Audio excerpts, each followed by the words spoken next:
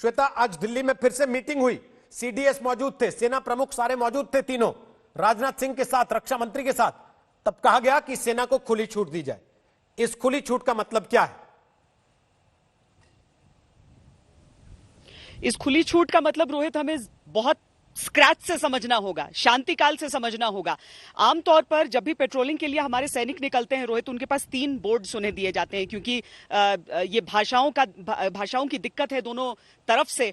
तो भारतीय जो पक्ष है वो अपनी तरफ बोर्ड्स रखती है जिसपे अंग्रेजी, हिंदी और मैंडरिन में ये लिखा रहता है जो संदेश है सामने वाले चीनी सैनिक को पढ़ना है।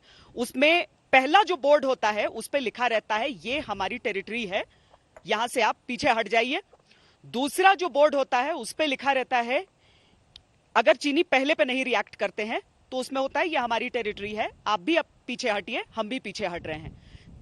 इतने पे भी अगर चीनी नहीं सुनते हैं तो तीसरे बोर्ड पर लिखा रहता है ये हमारी टेरिटरी है, हम पीछे हट रहे हैं, आप भी पीछे हट जाइएगा।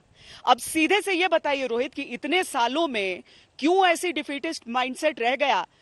जो सैनिक हैं, जो ग्राउंड पर रहते हैं, जो जाते हैं वहां पर, कई जेसीओ से, सैनिकों से हमारी बातचीत जब होती है, वो खुलकर तो कह नहीं सकते अनुशासित सेना है हमारी, लेकिन वो पूछते हैं कि क्यों हमें इस तरह से समझा जाता है कि क्या हम उन्हें उनकी सीमा का रास्ता नहीं दिखा सकते हैं अपने जोर से, अपनी ताकत से, अपनी शक्ति से?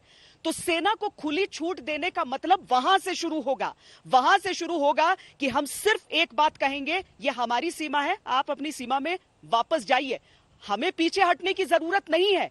यह है सबसे बड़ी चीज जिस छूट की सेना मांग करती रही है, और यह छूट भारतीय सेना को मिलनी चाहिए। क्योंकि करार तो यह हो गया कि गोलियां नहीं चलेंगी, लेकिन यह नहीं कहा गया कि वहां से किस तरह के आक्रमण पर आप अपनी तरफ से क्या सोच रहे हैं। खुली छूट का सीधा मतलब है चीन जो करेगा उसका जवाब उस भाषा में अब दिया जाएगा, और आम जो पेट्रोलिंग है उसमें भी हम अपना रुख बनाए रखेंगे। सरेंडर का मतलब क्या है?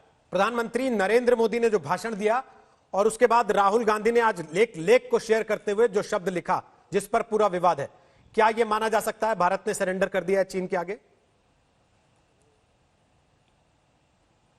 अगर किसी आर्थिक तौर पर किसी नीति को लेकर यह बात कही जाती तो ये राजनीति थी, ये राजनेताओं को मुबारक है। लेकिन अगर ये सैन्य नीति को लेकर है तो सेना पर इस तरह का आक्षेप नहीं हो सकता है। आज ही हमने एक विस्तृत रिपोर्ट की है रोहित, और उसे हम आगे दिखाएंगे भी कि किस तरीके से भारतीय सेना ने उस सेक्टर में चीनियों को मार गिराया है, उकसावा किस तरह से हुआ था, और उसके बाद भारतीय सैनिकों ने अपना एक्शन किस स्तर पर लिया। मुझे किसी भी तरीके से वो सारे घटनाक्रम में किसी भी तरह का आत्मसमर्पण भारतीय सेना की तरफ से नजर नहीं आ रहा है। अगर राजनीति के हिसाब से राहुल गांधी ने आक्षेप किया है या कूटनीति के हिसाब से, तो ये दो पार्टियों के बीच की बात है, लेकिन कम से कम जहां तक सेना का सवाल है ऐसा कुछ नहीं हुआ है।